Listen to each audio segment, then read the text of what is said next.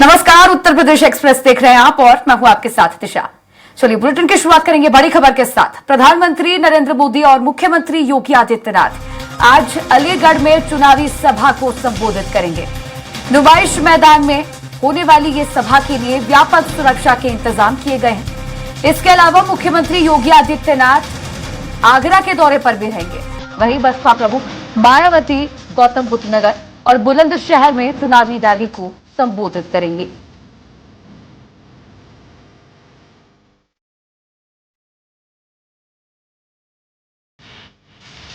तो देखिए 22 दिनों में ये 5वां दौरा है प्रधानमंत्री नरेंद्र मोदी का उत्तर प्रदेश में। आज प्रधानमंत्री नरेंद्र मोदी और मुख्यमंत्री योगी आदित्यनाथ अलीगढ़ पहुंचेंगे। अलीगढ़ में चुनावी सभा को संबोधित करेंगे। इससे पहले मुख्यमंत्री योगी आदित्यनाथ आगरा दौरे पर रहने वाले हैं। आगरा में एक चुनावी सभा को संबोधित करेंगे। इसके बाद प्रधानमंत्री नरेंद्र मोदी के साथ रहेंगे। अलीगढ़ पहुंचकर प्रधानमंत्री नरेंद्र मोदी और मुख्यमंत्री योगी आदित्यनाथ दोनों बड़ी जनसभा को संबोधित करेंगे और भारतीय जनता पार्टी प्रत्याशी के पक्ष में माहौल बनाएंगे। अब इसी पर अधिक चर्चा करने के लिए मेरे साथ state editor Raghavendra Tripathi ji live जुड़ गए हैं। राघवेंद्र जी, प्रधानमंत्री नरेंद्र मोदी का ये 22 दिनों में 5वां उत्तर प्रदेश दौरा है।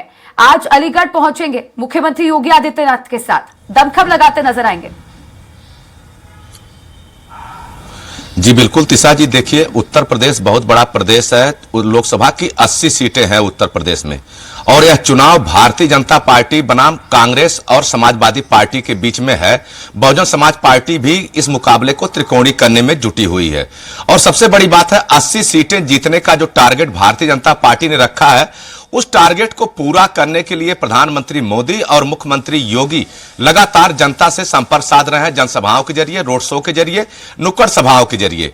और सबसे बड़ी बात है कि भारतीय जनता पार्टी में जिस तरह से वोट का पैटर्न है, जो वोट मांगे जा रहे हैं, मोदी के काम योगी के नाम पे ही वोट मांगे जा रहे हैं, तो इन दोनों नेताओं की बड़ी जिम्मेदारी बन जाती है कि उत्तर प्रदेश के मतदाताओं को साधा जाए। और जिस तरह से समाजवादी पार्टी ने उत्तर प्रदेश में पीडीए का नारा दिया है, पिछड़ा दलित अल्पसंख्यक का, वह भारतीय जनता पार्टी को कहीं न कहीं परेशानी में डालने वाला है। हालांकि उत्तर प्रदेश में जब भी चुनाव होता है तो मुद्दा विकास का होता है, लेकिन धीरे धीरे वह मुद्दा जाति गोलबंदी पे या जाति समीकरण पे आकर सिमट जाता है और अखिलेश यादव लगातार उसी समीकरण पे काम कर रहे हैं। और प्रधानमंत्री मोदी अपने विकास के कामों को लेकर और जो आने वाली सरकार है उसके एजेंडे को लेकर जनता के बीच में है। ऊपर से कांग्रेस ने जिस तरह से अपने चुनावी घोषणा पत्र में वादे किए हैं, उन वादों को काट के लिए भी प्रधानमंत्री मोदी को ज्यादा मशक्कत करनी पड़ रही है। चूंकि बेरोजगारी के मुद्दे पर और महंगाई के मुद्दे पे भारतीय जनता पार्टी कहीं न कहीं घिरती नजर आ रही है और इसी मुद्दे को कांग्रेस और समाजवादी पार्टी लगातार हवा दे रहे हैं। अब देखना होगा कि अलीगढ़ में जो जनसभा हो रही है, सतीश गौतम वहां से 3 बार के सांसद हैं, उनके पक्ष में रैली होनी है और पश्चिमी उत्तर प्रदेश का यह भी हिस्सा है और यहां पे मुस्लिम आबादी भी ठीक ठाक है। तो प्रधानमंत्री मोदी जानते हैं कि जनता को किस तरह अपने पाले में लाना है, किन बातों को करना है। कांग्रेस जहां हर महिला को 1 लाख रुपए देने का वादा की है, उसका कार्ड भी प्रधानमंत्री मोदी लगातार कर रहे हैं कि अगर कांग्रेस सत्ता में आएगी तो महिलाओं के जो सोना है, जो जेवर है, उनको गरीबों में या जो घुसपैठियां उनमें बांटेगी। तो कहीं न कहीं हमला वार प्रतिवार चल रहा है। लेकिन इसी बीच में योगी आदित्यनाथ और मोदी अलीगढ़ में रहेंगे, अपनी बात जनता के सामने रखेंगे। उनकी कोशिश है कि अलीगढ़ के बहाने बुलंदशहर, अलीगढ़, नोएडा, मथुरा, इन सब जो सीटें हैं, इनमें अपने समीकरण को साधा जाए और जनता को अपने पाले में किया जाए। अब देखना होगा कि इसमें क्या होता है। वहीं पर मायावती भी आज पश्चिमी उत्तर प्रदेश के दौरे पे हैं, वो भी पूरा दमखम लगा रही हैं, अपने दलित वोट बैंक को लगातार साधने की कोशिश कर रही हैं। और सबसे बड़ी बात, जिस तरह से छतरी नाराजगी की बात मायावती ने छेड़ करके अपने चुनाव अभियान को धार दी है, वो अभी कहीं न कहीं भारतीय जनता पार्टी को भारी दिख रहा है। जो पहले चरण का चुनाव हुआ है पश्चिमी उत्तर प्रदेश की 8 सीटों में, उसमें भारतीय जनता पार्टी कहीं न कहीं पसोपेश में है। उसे समझ में नहीं आ रहा कि जो मतदान प्रतिशत थोड़ा गिरा है, उसका फायदा किसे मिलने वाला है।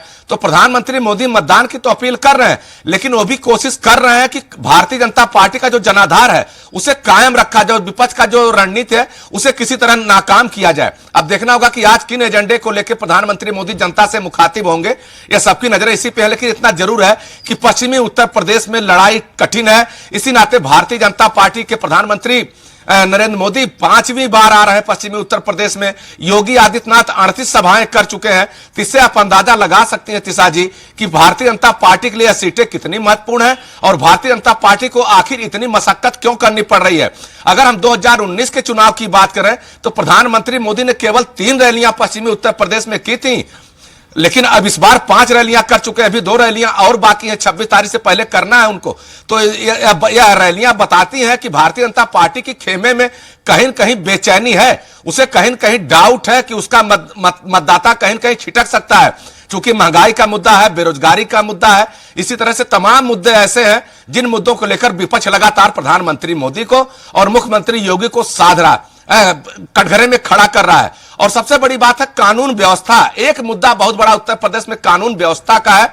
उस मुद्दे पे भारतीय जनता पार्टी सबके बीच में भारी पड़ रही है, क्योंकि इसके पहले जितने भी चुनाव हुए उसमें कानून व्यवस्था जोर शोर से मुद्दा बनता था, लेकिन इस चुनाव में कानून व्यवस्था मुद्दा नहीं बन पा रहा है। अब देखना होगा कि भारतीय जनता पार्टी अपने मुद्दे को जनता को कितना कन्विंस कर पाती है। सबकी नजरें इसी पर लगी हुई हैं। जी तिसा जी। जी बिल्कुल राघवेंद्र जी, जिस तरह से प्रधानमंत्री नरेंद्र मोदी की रैलियों की संख्या बढ़ रही है, चाहे भारतीय जनता पार्टी हो या विपक्ष हो, पूरा दमखम लगा रही है उत्तर प्रदेश में, खासकर पश्चिमी उत्तर प्रदेश की सीटों पर। कहीं ना कहीं दोनों ही दल ये बात पूरी तरह से जानते हैं कि यदि दिल्ली को फतह करना है, दिल्ली का रास्ता साधना है, तो उसका रास्ता उत्तर प्रदेश से ही होकर गुजरता है। और ऐसे में उत्तर प्रदेश में अपनी जड़ें मजबूत करना बेहद जरूरी है। जी बिल्कुल, देखिए भारतीय जनता पार्टी के लिए मरण जीवन का सवाल है, क्योंकि तीसरी बार प्रधानमंत्री मोदी सरकार बनाने का दावा कर रहे हैं और उसके लिए उत्तर प्रदेश में अगर थोड़ी सी भी चूक हो जाएगी तो 80 सीटें हैं, बहुत बड़ा नुकसान हो सकता है यहाँ पे। हालांकि 2019 के चुनाव में 63 सीटें भारतीय जनता पार्टी यहां जीती थी। अगर 2014 के चुनाव में चले जाए तो 73 सीटें जीती थी, तो कहीं न कहीं 14 में नुकसान हुआ था। और जिस तरह से किसान आंदोलन का मुद्दा समाजवादी पार्टी और कांग्रेस के लोग उठा रहे हैं, और पश्चिमी उत्तर प्रदेश किसान बाहुल इलाके हैं, वहां पे गन्ना किसान बहुत ज्यादा संख्या में है और लगातार एमएसपी की मांग कर रहे हैं। इसके अलावा जाट गुर्जर जो समीकरण वो भी बहुत भारी पड़ रहा है। हालांकि जयंत चौधरी जो आरएलडी के बड़े नेता हैं, जाट नेता है, वह भारतीय जनता पार्टी के साथ है, लेकिन कहीं न कहीं मुस्लिम समीकरण और जो ओबीसी का समीकरण है, पीडीए का समीकरण है, उसको धार देने में अखिलेश यादव और कांग्रेस के नेता उसको लगातार तूल पकड़ा रहे हैं। तो प्रधानमंत्री मोदी और योगी दोनों की जिम्मेदारी बनती है कि अपने इस स्टेट को संभाला जाए। और खासतौर से प्रधानमंत्री मोदी उत्तर प्रदेश से सांसद भी हैं, बनारस से चुनाव लड़ रहे हैं। अगर उनके संसदीय क्षेत्र वाले राज्य में भारतीय जनता पार्टी को नुकसान होगा तो तय मानिए पूरे देश में इसका गलत संदेश जाएगा। हो सकता है सरकार बन जाए, लेकिन जो आत्मविश्वास होता है वह आत्मविश्वास कहीं कहीं डिगेगा। और भारतीय जनता पार्टी इसी कोशिश में लगी हुई है कि उस आत्मविश्वास को, उस उत्साह को बनाए रखा जाए। हालांकि भारतीय जनता पार्टी के सभी नेता, दोनों डिप्टी सीएम, प्रदेश अध्यक्ष, संगठन मंत्री, जितने भी मंत्री हैं, सब पश्चिमी उत्तर प्रदेश में लगे हुए हैं। लेकिन भारतीय जनता पार्टी को भी पता है कि बिना प्रधानमंत्री मोदी और योगी के चेहरे के अलावा वो लोग कितनों मेहनत कर ले, वह कामयाबी नहीं मिल पाएगी। इसी नाते प्रधानमंत्री मोदी और योगी को। राघवेंद्र जी, आप फिलहाल बने रहिए, कुछ और भी खबरों पर मैं आपसे जानकारी लूंगी।